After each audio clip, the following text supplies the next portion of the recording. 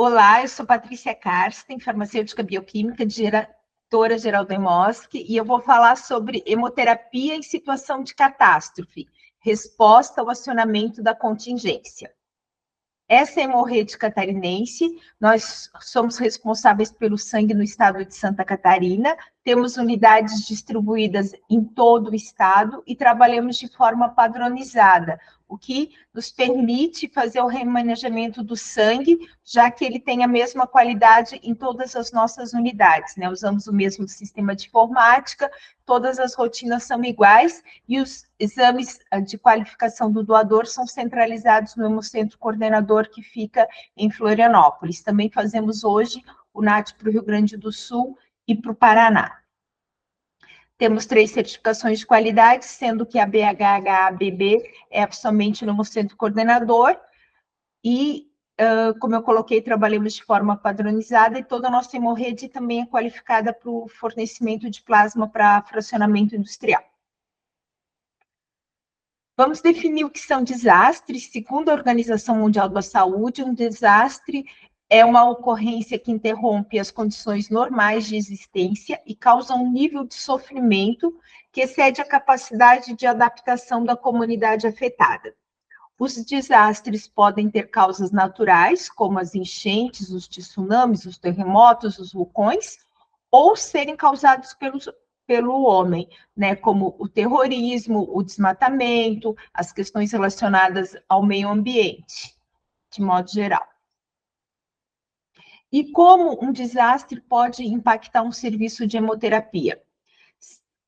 Ele pode levar à necessidade de um aumento significativo da necessidade de sangue, né, quando há um desmoronamento, por exemplo, um grande acidente, né, muitas pessoas são afetadas e precisam de sangue, ou pela impossibilidade dos locais para coleta ou processamento ou fornecimento do sangue, como acontece no caso das inundações, de um incêndio, ou impossibilidade da população para doar sangue, seja porque ela está doente, por exemplo, a questão da Covid, ou porque, no caso do Rio Grande do Sul, né, nas situações que nós vimos que estava acontecendo, como que aquela população que estava lá embaixo, né, sofrendo todo o impacto da chuva, ela não teria condições para doar sangue, né? Seja porque ela estava exposta a toda aquela situação de risco, ou mesmo porque ela estava ocupada tentando salvar a sua própria vida e os seus bens.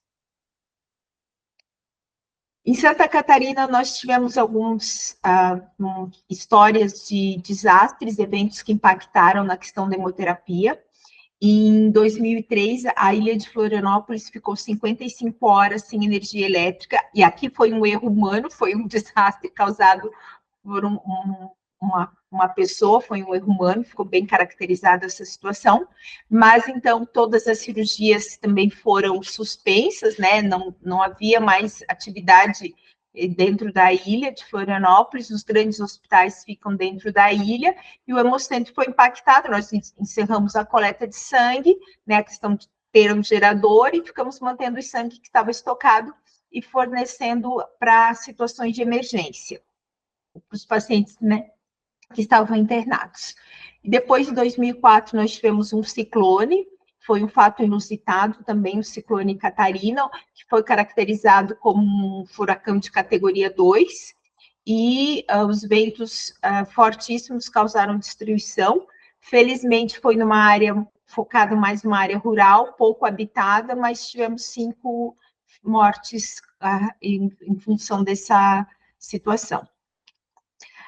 Também no nosso Hemocentro de Blumenau, a região do Vale do Itajaí é uma região que historicamente tem inundações, e aqui em novembro de 2003, antes da inauguração do Hemocentro, todos os móveis haviam chego, estavam no andar térreo, quando houve uma inundação e nós perdemos mais de 90% dos móveis. E aqui uma foto em outra enchente em 2011, em que a gente pode ver que aqui o funcionário está entregando uma caixa térmica com sangue para o pessoal do hospital que está aqui de barco para buscá-lo, né? A inundação aqui, o nosso totem, para mostrar a altura da água. né, a região de Blumenau, como ela é muito afetada, eles têm um plano de contingência, a Defesa Civil lá é muito atuante, e o pessoal consegue atuar de modo minimizando os danos que acontecem. E, logicamente, nós estamos buscando um outro local para essa unidade. Os planos de contingência, né? A gente fala que o primeiro plano de contingência que se tem conhecimento foi a Arca de Noé, né? E ele construiu antes do dilúvio. Então, nós temos que agir preventivamente.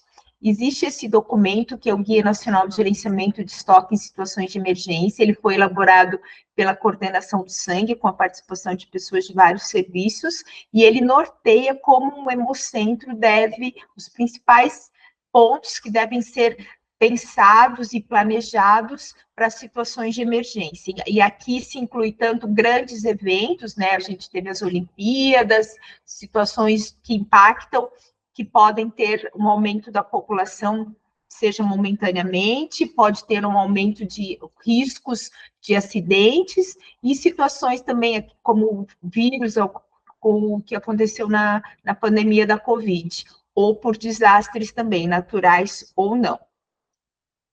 A legislação também nos exige planos de contingência, e a norma ISO 9001-2015, agora em 2024, ela fez uma orientação para os serviços que têm essa certificação, que no nosso planejamento de avaliação de riscos, nós temos que avaliar o impacto das mudanças climáticas no nosso serviço e tomar ações caso a gente detecte que as mudanças climáticas podem impactar. Nós temos que criar barreiras para minimizar essa situação. Os requisitos da Associação Americana de Bancos de Sangue também exigem que o serviço tenha políticas, processos e procedimentos para situações emergenciais, para reduzir o impacto de desastres internos e externos. Além disso, esse plano deve ser testado a intervalos definidos. O livro Global Perspectives in Practice in Transfusion Medicine, da ABB, ele também coloca que a importância dos planos de contingência para os serviços de hemoterapia, e em 4 etapas. A mitigação, que é, ou seja, você no dia a dia, antes de ocorrer qualquer desastre, os cuidados, as precauções que você deve ter, como ter brigada de incêndio, extintores, a verificação, o prédio ter as manutenções adequadas, enfim, o que você pode fazer para evitar qualquer desastre. A preparação é o plano de contingência de fato em si, você tem que fazer uma avaliação de todos os seus riscos e como você vai agir caso eles venham a acontecer um desastre que passe por essas barreiras.